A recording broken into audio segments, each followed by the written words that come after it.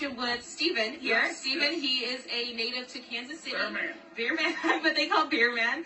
He is actually here in Oklahoma. He mentioned to me earlier how he came in with a limo. Yeah, with a a limo. Tell me a little bit about it. 27 feet of winning, baby. That's what I'm talking about. 4 bones on 100 spokes, large and in charge, big cars and movie stars. Came in style. And sex appeal.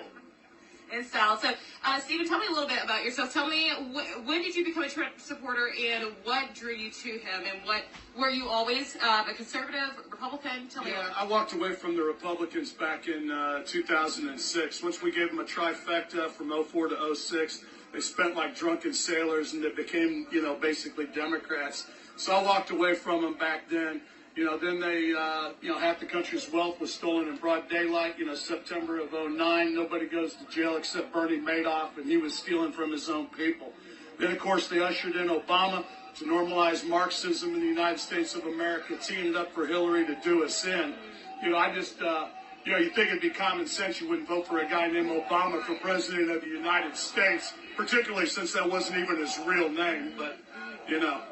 Well, thank you for sharing that. One more question for you too. Where do you stand with all the issues that are taking place in today? I should say more recently with the whole BLM movement, the whole police, anti-police, anti-government, almost basically. Where do you stand with all that? Well, the thing is that if you're going to burn down cities and defund the police, you're no friend of ours. These people are the same people that rigged an election, rigged an investigation, and rigged an impeachment process against the American people, and they lost all 3. They voted for a guy named Obama not once but twice, and he stole everything. That's why they were down on Epstein Island raping and eating those babies down there. Just look at the flight logs. They all knew who he was, what he did, where he did it. That's why they got on his plane to fly down there and do it with him. That's what the real problem is. It's pedophilia, and as soon as everybody finds out that all these people are pedophiles, that's when the party really begins. Yes, we got to expose them for who they really are and give people the truth instead of continuing. $5,000 worth of hot dogs. Please explain that to me. It's in their own emails.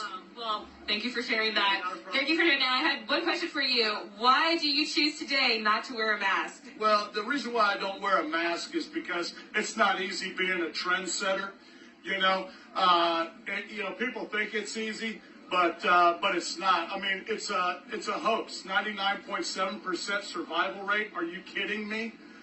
You've got Bill Gates running around like a psychopath trying to cram his vaccine down my throat, and I'm doing just fine without it, Bill. Didn't you go down to Epstein Island yourself?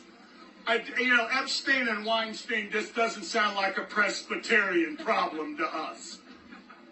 Well, thank you for sharing that. But, of course, that does not go against the basic safety procedures that we should be doing at a daily basis, washing your hands, staying at least as far away as possible. If you took that mask off, I'd make out with you. Well, anyway, Stephen, it was so great talking with you, and thank you so much for your time. Thank you. Do you have anything else you want to say to each other, Trump supporters or watchers who can't be out here? Absolutely. Stars and bars, red, white, and blue home team, man. It's Trump 2020. They're throwing an octogenarian at us, struggling with dementia, trying to hide liquor on his breath, dealing with a son who just got a stripper pregnant down in Arkansas, cheating on his dead brother's wife. Well, Stephen, again, thank you. Thank you so much for your time. You have a blessed day. Well, he had a lot to say, and we'll hear some more.